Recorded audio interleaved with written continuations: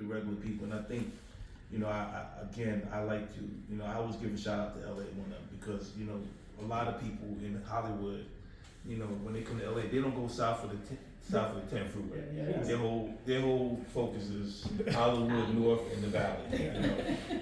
And I've befriended Crips, and guys that, you're not gonna invite over for dinner, but but because they see me as just a regular dude, you know what I'm saying? So I'm not, besides my workout and things like that, I just think it's who I hang with, and it's helped me a lot to stay grounded.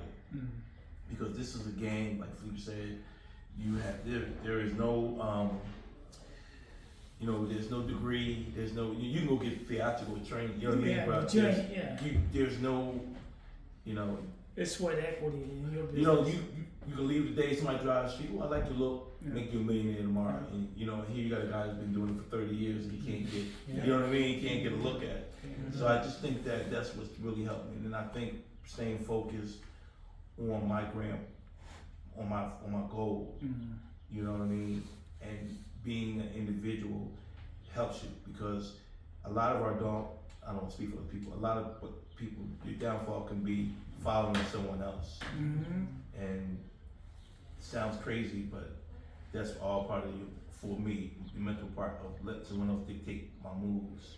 So I've always been a solid dude and I just do what I want to do. And that's why you never notice I don't hang with a lot of people. I know a lot of people, but when you see me, I'm always by myself. We're similar. Yeah, you know what I'm saying? So that's what my motive.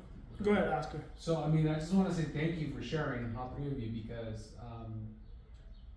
it's something that I'm shifting in my mind a lot, that it's really hard to share because, where I come from a Latino community, being first generation Mexican American, it's not easy to talk about mental health. It's not. I think the problem that we have is that it's a double-edged sword. And one is, mental health is real, but then you have people that use it as a crutch, as an excuse. So you start having people saying, all right, you robbed a bank, all of a sudden now it's mental health. Right. You didn't know that was a bad thing to do. Or you allowed your mental health issues to. Right, dictate, and then there are people that don't have the self-awareness or have self-motivation or discipline, that's the word I'm looking for, to not do something or to do something.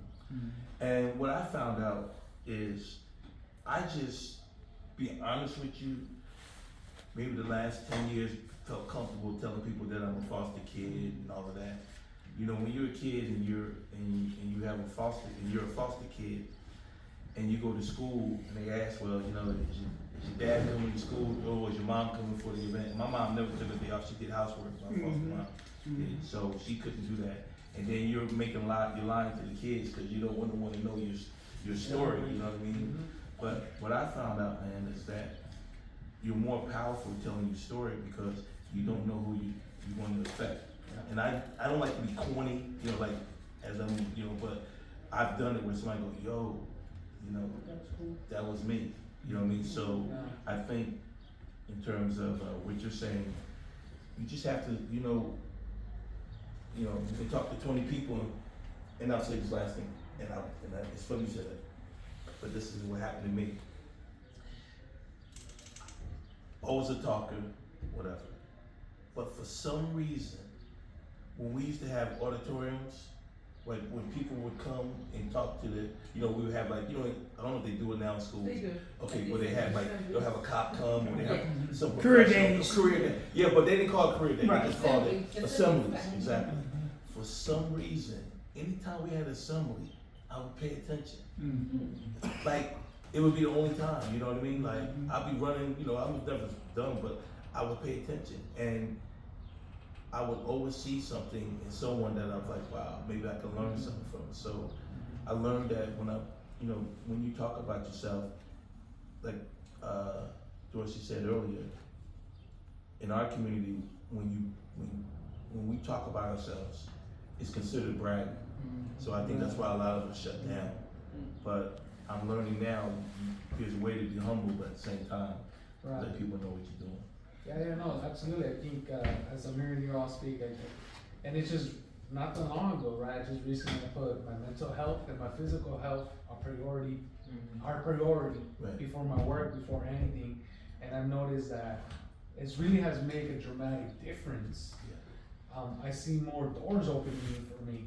You know, I see where I'm going. I can see where I'm going. I see who I can be. Yeah. And until I did that, and I had to break through barriers, you know, but now I can communicate to my younger brothers, Right. my sisters, but sometimes it just feels like it feels like, man, you're weird.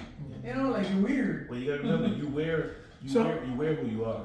Let me give Chris a quick question because he's on a time constraint.